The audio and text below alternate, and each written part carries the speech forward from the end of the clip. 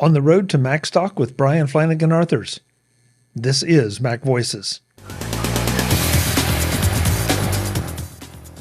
This edition of MacVoices is supported by the new MacVoices Discord, available to all of our MacVoices patrons. Sign up and join in the conversation in your new favorite online group at patreon.com/MacVoices. Welcome to MacVoices. This is the talk of the Apple community, and I'm Chuck Joyner. Folks, we are on the road to Macstock Conference and Expo in July in Crystal Lake, Illinois. I'm going to be there. Our guest is going to be there. A whole lot of our friends are going to be there. We want you there too. The road to Macstock is our effort to introduce you to the speakers, especially like today, we have a first-time speaker. And also to give you an idea about what they'll be talking about so you have some idea of what kind of things you'll be hearing about when you come to Macstock. So Brian Flanigan-Arthurs is part of the MacVoices Live panel. I'm thoroughly embarrassed because I just realized that this is the first time we've had him on solo, and he will be a first-time Macstock speaker. So we're kind of correcting some past sins, Brian, but it's great to see you. Well, thank you so much. So great to be here, and I can't wait till Macstock is here. So you may be a first-time speaker, but you've been there, at least once that I know of, maybe twice? Yeah, I mean, I guess it all depends on how many times you count virtual times too.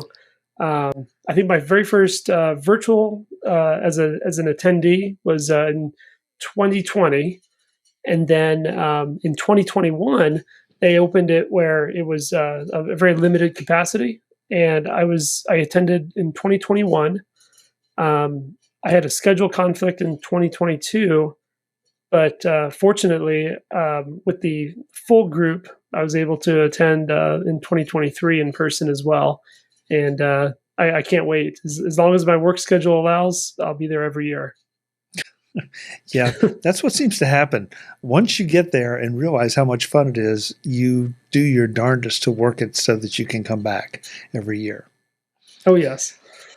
So for the folks who are not familiar with your contributions to MacVoices Live, tell us a little bit about your background and, especially your interest in Apple tech. Oh, sure. So yeah, I've been a fan of Apple products pretty much my whole life. I grew up using in school, in elementary school, we used the Apple IIgs, and a lot of fond memories with education and edutainment type games. And then moved on to at home, we had a Mac Classic and used Apple products really just from, again, young age on upwards, used it in school. And then as an educator myself in my profession, I utilize Apple products more so on the hobby end, more than actually professionally. But always it's my go-to products to learn more, to anytime that I can engage with products, thinking of Zoom calls and interacting with others. I try to do so on a Mac. Sometimes our work lives prevent it a little bit, but whenever possible. So professionally, you're in the education field. Yes. I'm an educator. I've been teaching for 16 years. That's economics. And economics. Okay. So you're a bit of a math guy, a business guy. Do those labels kind of fit? Yeah, pretty much. I've done various administrative work as well in education. So wearing a few different hats, and in my current capacity, I actually work a lot with our new staff as far as a trainer of our new teachers that come in. I also do a lot with our students when they come into our school as new students and provide orientation, show them how to use the software and hardware, procedures of the school, introductions to other staff members, that type of thing. And then I do, speaking to the comments on kind of like that math organizational part, I do a lot with reports. So I build a lot of our data reports that drive instruction, drive areas of professional development, and make those decisions based on that data. So that has to be interesting, not only acting as an educator for the students that one would expect, but also as an educator for the new teachers coming in to adopt the technology, get up to speed with it, and make effective use of it.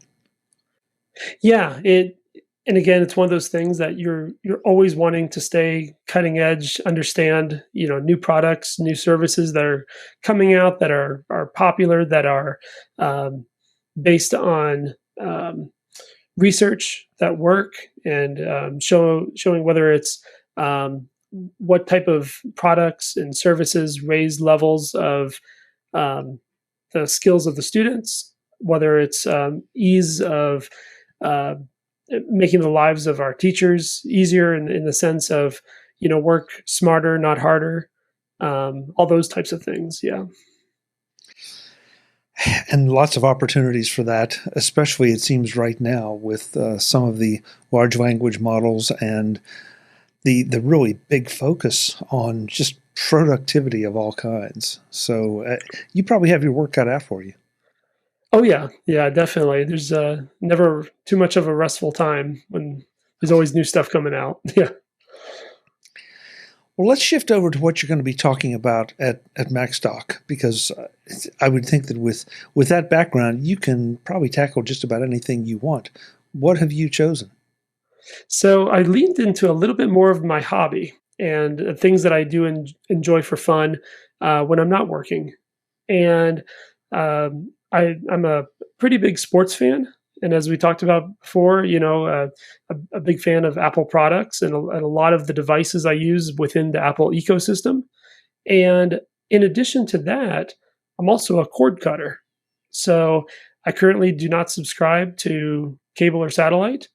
And looking at the view of sports, and as new TV contracts are coming in with these various leagues, we're starting to see a lot of shifts of partnering with streaming services. And sometimes they're exclusive to a streaming service, some of these games, and sometimes they're something that's, I don't know if the right word is simulcast, but something that you can access using a streaming service that's also available either cable or satellite or broadcast over the antenna, over the air.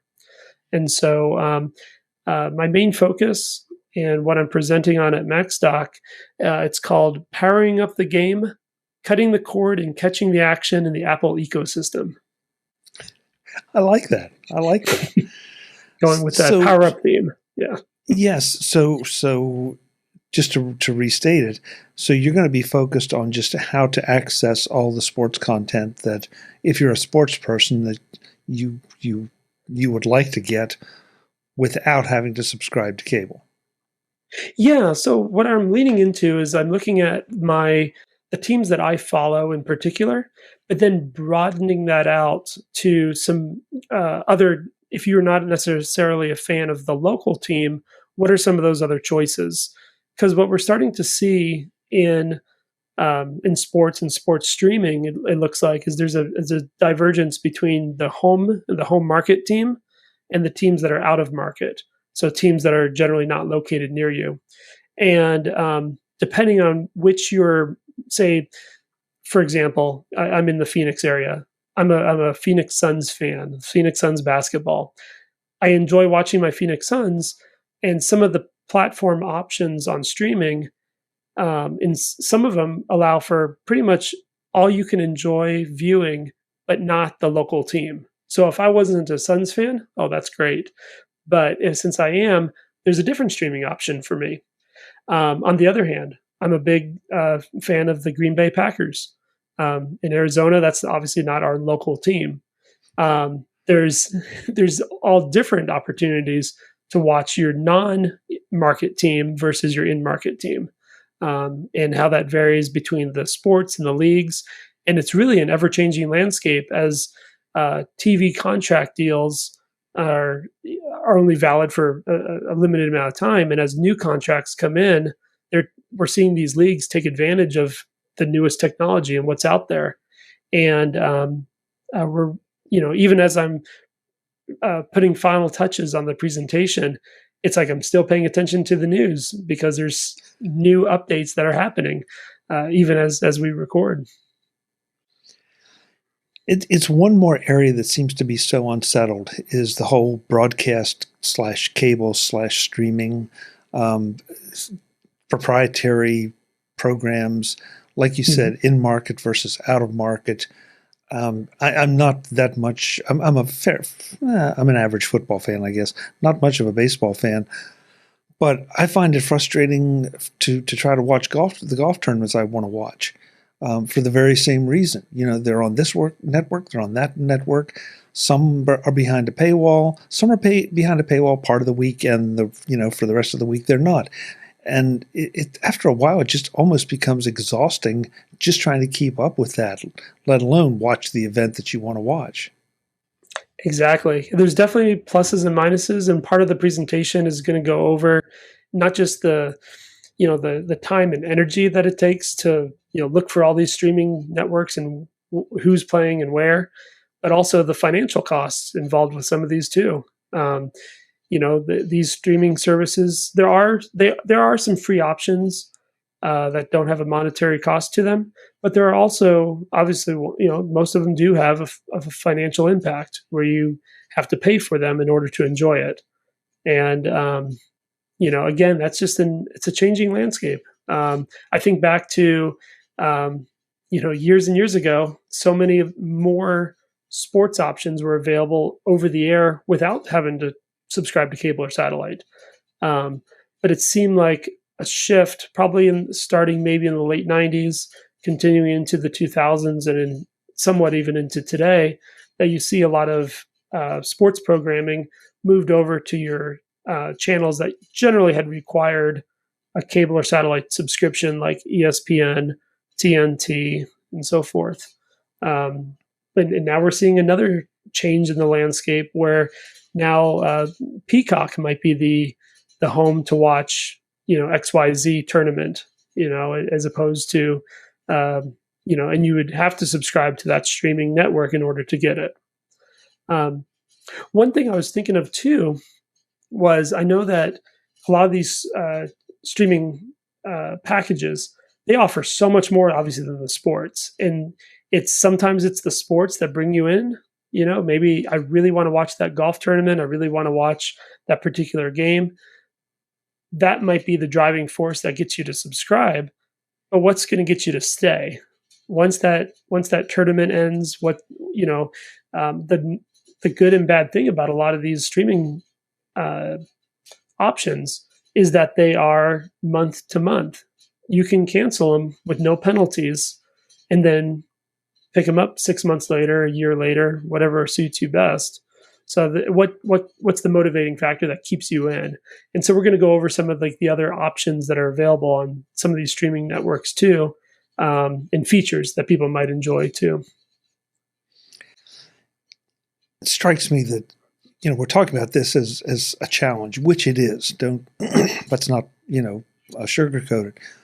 On the other hand, it's a bit of a first world problem because now we have the option to see so many more sports, depending on which one you're into, or which ones, that you can have pretty much full time, and you don't have to rely on, and no disrespect intended, but the ESPN talking heads that spend half of the day analyzing things or just creating filler, as opposed to actually watching the event.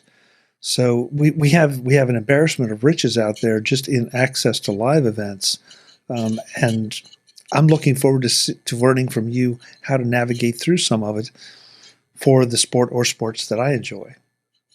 I appreciate that, and one of the other points I'm going to hit on as well is you mentioned like the talking heads, and sometimes the content isn't necessarily there, maybe in between the games or in the middle of the day, that type of thing. But on the other hand, with our Apple devices, we have so much also at our fingertips as far as in-depth news, analysis, stats, up to the minute, live stats of everything going on. it's almost like the over analysis of some things. If you really wanted to dive into that rabbit hole, you really can. So there's that filler, but at the same time, and then you add into that the layers, of course, of live options of social media where people are interacting on a regular basis during that game, discussing a certain play that just happened that of course the refs got it wrong, and, and being able to analyze it to the nth degree. Yeah. Well, and now we've seen betting become such a big thing now all of a sudden, especially since we have streaming options, that too is remaking this landscape a bit. So there's a lot going on here. And I admit, as you describe it, I really hadn't thought about everything that you have the potential to talk about here. So this is going to be an exciting and very different kind of thing for Macstock. Oh, thank you. I'm looking forward to it. And I can't wait to hear the feedback from everybody too on it. Yeah. So will you be bringing spreadsheets for us all to take home so we can map out what we need to do? That might be a good idea. A little cheat sheet maybe of, what to watch, when and where. Yeah. I don't think it's going to be a little cheat sheet, Brian. I think it would have to be a pretty big one. Yeah. And it's ever changing. Maybe, it might have to be a living document to best serve the needs. We see price changes happening. We see the content changing. We see contracts, depending on if the ink dries by the time Macstock happens, we might see one of the major streaming networks jump in and have exclusivity on NBA games. I don't know if it's next season or the season after. There's so many changing pieces of that landscape that a living document really should be the only way to reference that information. And it's something that, as if you're a casual watcher of sports, that you don't always appreciate, that sometimes these deals don't start until a year, 2 years, 3 years from now. They carry on even longer into the future. Meanwhile, technology is shifting out from under it constantly. And so even though it looked like a great deal in, say, 2024, by the time you hit 2026 or 2027, it may look like a really, really terrible deal. So there's that factor too. Yeah, I agree. And I think we even see that if we look back into college sports and looking at some of the conferences and some of the ones that partnered better with some of the major network and channels that have streaming outlets to that. I'm thinking some of the ones that partnered with ESPN and ESPN Plus being a streaming network, and those who didn't and relied on the conventional cable and satellite model. We're not seeing them play for that same conference anymore. Like my beloved Sun Devils jumping into the Big 12 conference instead of the Pac-12. Yeah. I'm really looking forward to this session now. And when we started the conversation, I had zero idea about what you were talking about, so we just took it cold. And now I'm anxious to see all the nuances of what you're going to put together. And I'm looking forward to seeing you again, of course, because we met each other for the first time in person last year at Macstock, and so it'll be great to see you again and see all of our friends. And hey, just come and have a good time. Likewise, I think it's going to be incredible. I can't wait to learn from everybody, and the presentations are always amazing. It's one of those, as an educator, I go to a lot of education conferences, and no matter how great the conference sounds on the registration page, you get yourself all excited for it. You go there and you go in person. There's always nuggets to take away for sure at just about every conference, but every single presentation at Macstock, there's so many great things to write down, take with you. Definitely, how many times I've gone in and rewatched the presentations on the virtual feed just to be able to reference it or get that particular nuance. It's awesome. Yeah, agreed. Yeah. Well, for folks the sports geeks out there who want to reach out to you before the session, what's the best way to connect with you? Sure. I'd probably say Mastodon. And so my handle on Mastodon is Brian8944 at mastodon.cloud. Great.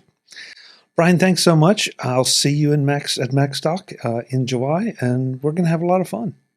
I can't wait. It's going to be awesome. Me neither. We want you to join us at Macstock Conference and Expo in Crystal Lake. So visit MacstockConferenceandExpo.com, and you can get a discount on either the 3-day or 2-day package. You can get $30 off either package by using one of our discount codes. Brian, your discount code is?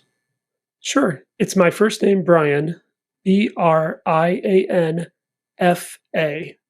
So BRIANFA. Okay, great. And mine, obviously, is MacVoices. Use either one of those. Unfortunately, you can't stack them, so you only get to use one. But pick one, use it, get $30 off, and join us because we're going to have a lot of fun. And I will have both of those codes in the show notes so you can find them later if you think about it. Brian, once again, we'll see you in Crystal Lake. Sounds great. Can't wait. Folks, I'm Chuck Joyner. We're going to be doing more of these Road to Macstock shows to introduce you to the speakers and the people involved in bringing you Macstock, so please join us every time we do, of course, along with all the other great MacVoices content. Until the next time, and as always, thanks for watching. Visit MacVoices.com for show notes and to connect with Chuck on social media. Get involved in our Facebook group or like our Facebook page, and get more out of your Apple tech with MacVoices Magazine, free on Flipboard and on the web. And if you find value in it all, consider supporting us through either our Patreon campaign at patreon.com/MacVoices, or by making a one-time donation via the PayPal link on our front page and in the show notes of each episode. You will join these fine people who help bring you MacVoices.